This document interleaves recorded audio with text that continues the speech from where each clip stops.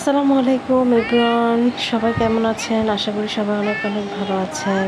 যে যেখান থেকে বসে আমার ব্লগটি দেখছেন প্লিজ লাইক অ্যান্ড শেয়ার করবেন।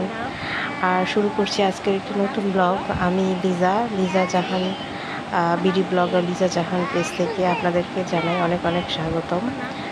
তো আজকে আমি তেমন একটা ব্লগ করিনি, তো আমার বাচ্চার সাথে বসে দুষ্টুমি করছিলাম, সেটাই তোমাদের সাথে শেয়ার করছিলাম। আর গত ভিডিওতে আমি তোমাদের সাথে শেয়ার করেছিলাম আমার বড় বেবির সুন্নতে খাতনা হয়েছে। সবাই আমার বেবির জন্য অনেক অনেক দোয়া করবে। ও এখনও সুস্থ হয়নি, বাট আগের চাইতে আল্লাহর রহমতে একটু ভালো আছে। তো একবার চিন্তা করেছিলাম যে আমরা আমাদের এই ছোট্ট বেবিটারও সুন্নতে খাতনা করে দিব। তারপর ভাবলাম না, দুইটা বেবিকে একসাথে সামলানো সম্ভব না। যেহেতু ও একটু বড় ছিল, কিন্তু তবুও ও কিন্তু অনেক জ্বালাইছে রাতে। মানে ওর অনেক জ্বালা পোড়া করছিল, ব্যথা পাচ্ছিল, এগুলা নিয়ে অনেক জ্বালাচ্ছিল। এবং সারা রাত আমি জেগে থাকি ওর সাথে, ঘুমাতে পারিনি, যেহেতু একটু পরপর উঠতেছিল। তো পিচ্চিটাকেও যদি পড়াতাম তাহলে হয়তো আরও কী অবস্থা হতো আল্লাহ পাক ভালো জানে। তো রমজান মাস তো দেখতে দেখতে চলেই যাচ্ছে। আর কে কে তোমরা শপিং করেছো সেটা একটু আমাকে জানাইও। আর আমার এখন শপিং শেষ হয়নি, আমি কিছু করেছি সেটা তোমাদের সাথে শেয়ার করলাম, আর কিছু বাকি আছে টুকটাক। আর এই তো।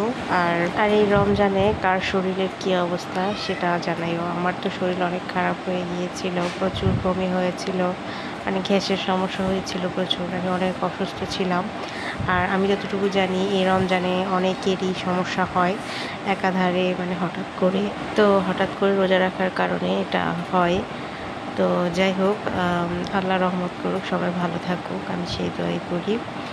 তো তোমাদের সাথে আমি ইফতারটা শেয়ার করলাম। ইফতারটা ওর বাবা কিনে এনেছে, যেহেতু আমার বাচ্চা অসুস্থ, আমিও বেশি ভালো নেই, তো আমি ইফতার বানাতে পারছি না, ওর বাবা কিনে আনছে। আর এইদিকে ইফতারের টাইম হলে গ্যাসটা চলে যায়, মানে একদম গ্যাস কমে যায়, যার জন্য আমাদের রান্না করতে একটু প্রবলেম হয়। যদি আমি 3টা-4টার দিকে ইফতারটা রেডি করে ফেলি তাহলে দেখা যায় যে হয়, আর না হলে গ্যাস একদম কমে যায়। তো পেঁয়াজ বেগুন এগুলো ভাজা হতে চায় না, এগুলো লেগে যায় কড়াইয়ের সাথে। তবু আলহামদুলিল্লাহ যতটুকু অল্প থাকে ততটুকুতেই কিছু না কিছু রান্না হয়। যেমন আমি এই তরকারিটা যখন বসাচ্ছিলাম তখন অনেক সময় লেগেছিল জাস্ট এই মশলাটাকে আমার বলক আনাতে, যেটাকে বলক আনানো বলে, আমরা তো উত্রানি আনানো বলি, মানে কষানো যেটাকে বলে সেটা। তোমরা কি বলো সেটা আমি জানি না, কিন্তু আমি আমার ভাষায় বলছি। তো এটাকে কষাইতেই আমার অনেক সমস্যা হয়। আর আমি শেষ মুহূর্তে রান্না করছিলাম, ওর বাবা এখানে পেঁয়াজ বুটগুলো ভেঙে রেডি করে নিয়েছে, আর বাকিগুলো আমি সব করেছি, শরবত টরবত বানানো। আর এই তো দেখতেই পাচ্ছ। আর এই যে আমার অসুস্থ বাবাটা এখানে শুয়ে আছে, ওরা টিভি দেখছিল দুজনেই।